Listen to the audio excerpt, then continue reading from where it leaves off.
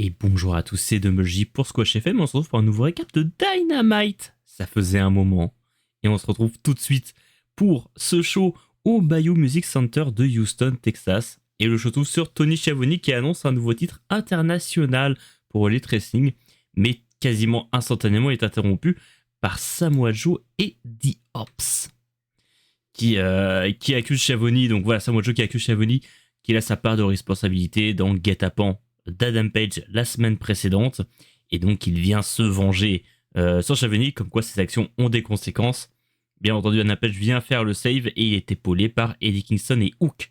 Un match est annoncé un peu plus tard dans la soirée pour les titres trio dans le main event entre The Ops, Adam Page, Hook et Eddie Kingston. On enchaîne tout de suite avec le premier match de la soirée entre Orange Cassidy et Claudio Castagnoli, où alors pour le coup, c'est par rapport au match Blood and Guts, donc qui aura lieu du côté de Full Gear. Et donc, cette année, ils ont décidé d'avoir un système un peu plus sympathique, je trouve, pour déterminer qui a l'avantage pour le Blood and Guts. C'est-à-dire qu'ils vont faire un meilleur des 3 matchs. Donc, 3 représentants de chacun des matchs vont s'affronter en 1 contre 1. Et ceux qui remportent 2 matchs sur les 3 auront l'avantage. Donc, format sympathique pour le coup, plutôt apprécié.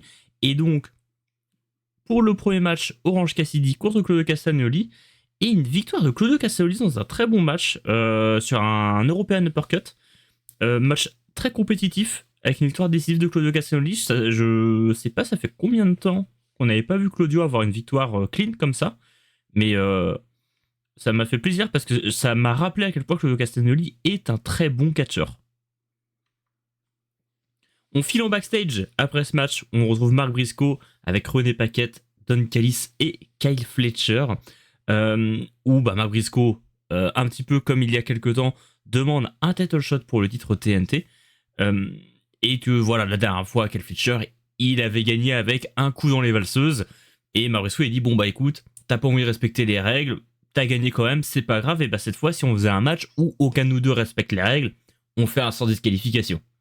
Don Callis fait attends, ok, pas de souci, mais tu vas devoir mettre un truc en jeu cette fois-ci. Mark Briscoe lui dit tu veux que je mette ma carrière en jeu? Don Callis dit non, moi j'aime bien Mark Briscoe. Je veux pas te prendre ta carrière, j'ai envie de continuer de te voir catcher. Par contre, si tu perds, tu rejoins la Don Callis Family. Et j'avais pas j'avais pas une grosse envie de voir ce match à Full Gear. Mais du coup, la stipulation sans disqualification et l'enjeu de ce match me hype pas mal et vraiment très très curieux de voir ce que ça va donner. Donc pressé d'être à Full Gear pour voir le match là. Et j'étais pas très hype et ils ont su me donner beaucoup d'envie de voir ce match là. Donc tant mieux. On enchaîne encore la remarquable René Paquette avec Don Callis, Josh Alexander et Young Bucks qui annoncent donc qu'ils feront partie du tout premier 3 contre 3 pour $1 million contre Jurassic Express et Kenny Omega à Full Gear. Donc les Bucks et la Don Callis Family qui continuent de se rapprocher un peu.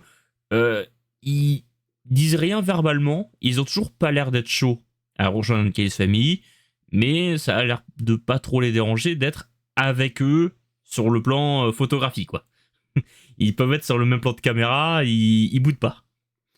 Mais en tout cas, pour l'instant, ils ne veulent pas se lancer officiellement chez la Don Callis Family et on continue de teaser un petit peu ce rapprochement entre les deux clans. Est-ce qu'on part plutôt sur un turn face pour les Bucks ou est-ce qu'on reste chez la Don Callis Family et on confirme que les Bucks sont les méchants les plus méchants de la division par équipe? Ensuite, Harley Cameron et Willow Nightingale contre Athena et Mercedes Moné, donc pour le tournoi, pour les titres par équipe. Victoire de Willow et Harley, malgré donc voilà un petit peu d'overbooking avec Statlander qui apparaît sur le bord du ring. On a un petit peu, il y a Marina Shafir je crois qui intervient également. Je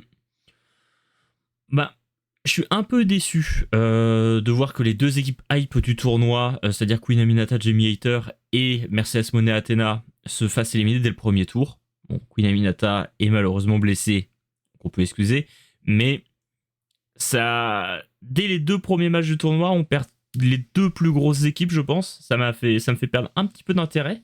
Maintenant, Curieux de voir ce que ça va donner la suite entre Athena et Mercedes Monet. J'espère que ça mène vers quelque chose dans la foulée, après le combat entre Mercedes Monet et Statlander. Donc, curieux de voir où ça se dirige. Maintenant, ouvert à la surprise pour le reste du tournoi. Le match, j'ai pas trouvé incroyable, j'ai trouvé assez oubliable malheureusement. Il sert à écrire en fait une histoire un peu plus globale et je trouve ça dommage dès le deuxième match du tournoi de pas concentrer l'action sur le tournoi par équipe et le format par équipe. C'est un peu déçu là-dessus. Tony Schiavone reprend là où il s'était arrêté lors du segment d'ouverture en annonçant donc le National Championship dont le premier détenteur se décidera à Full Gear dans un casino gauntlet match.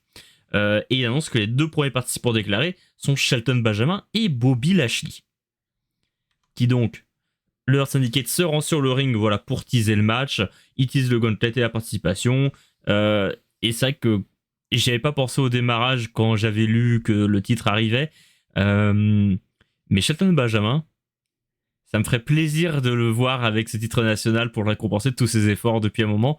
Et un autre, et ça me ferait plaisir de voir récompenser de ses efforts depuis un moment, c'est Ricochet et The Demand qui arrivent donc pour annoncer que voilà, Ricochet il dit moi maintenant, tout ce que j'ai envie c'est de plus jamais vous voir toucher des titres.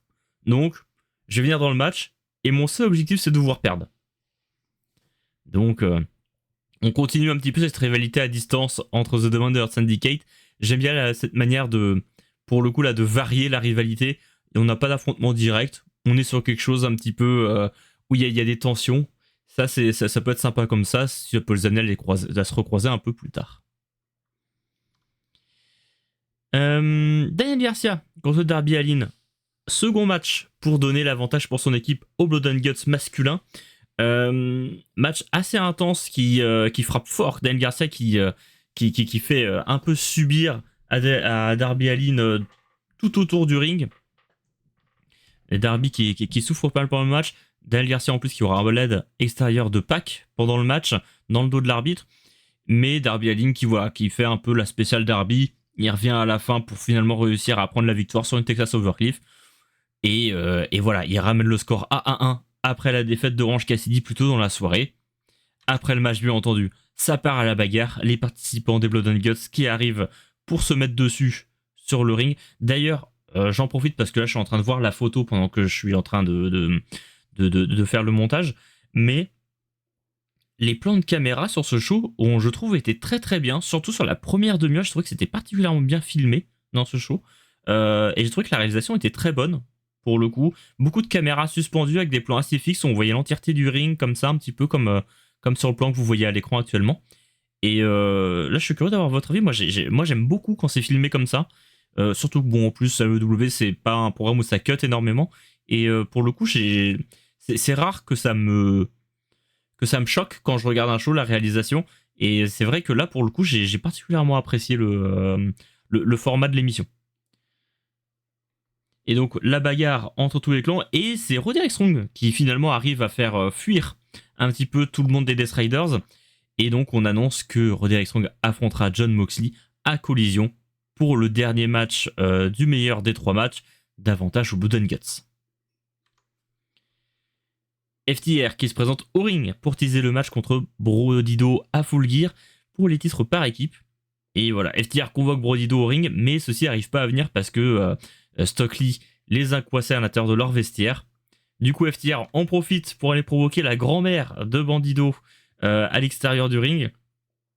Et Dax finit par d'ailleurs se prendre une claque. On voit qu'il a des notes sur la main, je sais pas trop ce qui... J'ai pas réussi à lire ce qui était noté dessus. Mais voilà, visiblement, il avait dû se noter de côté quelques insultes. Et donc, Dax finit par se prendre une claque de la part de la grand-mère de Bandido. Et donc, Gravity qui décide de s'interposer, donc Gravity, le frère de Bandido. Et donc, il saute par-dessus la barricade, se met à s'en prendre au FTR qui, à 2 contre 1, finissent par prendre l'avantage. Mais Brodido finissent par se libérer du vestiaire et font le save pour Gravity. Et donc, ils arrivent à faire fuir FTR. Moi, j'ai trouvé le segment très sympa, bien dans sa réalisation. Pour le coup, c'est pareil. C'est un match qui me donnait envie parce que je sais que ça va être un bon match pour le coup. Et en plus, c'est une affiche qui reste encore, je trouve, assez fraîche. Brodido et contre FTR. Donc, j'avais très envie de voir le match. Mais en plus, bon, FTR sont très forts. C'est les FTR méchants. Il y a FTR chauve et FTR méchant. Et franchement, ça marche très bien comme ça. On enchaîne avec Megan Bayne contre Mina Shirakawa en 1 contre 1. Également, mais du côté féminin cette fois-ci, pour déterminer qui aura l'avantage lors de Blood and Guts féminin. Toni Storm est au commentaire lors du match. Et Megan Bayne arrive à prendre la victoire grâce à sa powerbomb. En même temps, vers la fin du match, Marina Shafir arrive dans le dos de Toni Storm pour la mettre dans un étranglement. La réaction de Toni Storm au commentaire est assez drôle, pour le coup. Malheureusement, c'est un peu tout ce qu'il y a à retenir de ce match-là. Pas grand chose à se mettre sous la dent. Megan Bayne est encore très protégée. Pourtant, elle est capable de faire des bons matchs. Et je trouve qu'on l'a réduit à pas grand-chose quand elle est sur le ring. À force de trop en garder sous le pied, on finirait peut-être un peu par oublier qu'elle est complètement capable sur le ring. Donc attention à ce niveau-là. 2 événements féminins dans le show et 2 trucs pas terribles. Tony Khan, attention, ça commence à redevenir pas terrible ce que tu fais. Et après, ça part la bagarre avec les participants du Blood and Guts féminin des 2 côtés. Et c'est remporté par la team des gentilles. Et on passe au main event, The Ops contre Eddie Kingston, Hook et Adam Page pour les titres trio. Très tôt dans le match, il y a Hook qui se fait sortir du match avec des douleurs au dos parce qu'il fait que de subir des assauts sur le dos de la part de Samoa Joe et Will Hobbs. Donc Kingston et Adam Page qui se retrouvent sur la majorité du match à 3 contre 2. Je trouvais qu'il y avait un très bon travail de la part des Ops. Et Shibata, il est très bon dans le match. Moi, je trouve qu'il est là depuis qu'il y a ce turn heel de la part des Ops et que du coup Shibata a un côté un peu plus présent, il a un peu plus de matière, je trouve, et il fait une très belle perf dans le match là. Mais d'ailleurs, tout The Ops fait une belle perf. Will Ops dans ce rôle là, il devient exceptionnel. Là, je vous ai mis pareil l'image sur ce plan là. Moi, je la trouve fantastique de Will Hobbs qui détruit Adam Page en dehors du ring. Il arrive à prendre de la hit alors que le mec a l'air adorable. Et je trouve ça fabuleux comment ça marche bien, The Hobbs en heal. Alors que c'est des mecs, tous individuellement, qu'on a qu'une envie, c'est d'aimer. Et je trouve que c'est très dur aujourd'hui en tant que heal de prendre de la hit. Et franchement, le travail de The Hobbs à ce niveau-là, c'est exceptionnel. Mais ils s'en prennent aussi aux bonnes personnes. Parce qu'en fait, on avait des très bons faces avec Eddie Kingston et Adam Page. Et Hook qui a forcément est peut-être un peu l'élément faible du match. Et d'ailleurs, c'est à ces moments où il essaye de faire le save pour Eddie Kingston qui va stagin. Et au moment, alors qu'il a été absent pendant pratiquement 10 minutes pendant le match en vendant le dos. Et dès qu'il rentre sur le ring, Will Hobbs qui l'accueille avec un torture rack qui a l'air mais atroce à subir. Et Hook qui abandonne quasiment instantanément. Très très bon format de main event. Un très bon match, peut-être probablement mon match préféré de la soirée. L'Orange Cassidy contre Claudio était très bien aussi. Mais c'était un très bon main event et le format comme ça en 3 contre 3 un peu All-Star était super sympa à suivre. Donc je pense que c'était pas le meilleur Dynamite, mais en vrai un très bon Dynamite pour la route de Full Gear. On n'est pas obligé de faire des excellents shows tout le temps. Un bon show de temps en temps, ça se déguste bien. Et c'est tout pour ce récap de Dynamite. J'espère vous dire à la semaine prochaine. Et en attendant, amusez-vous à regarder le catch. Salut.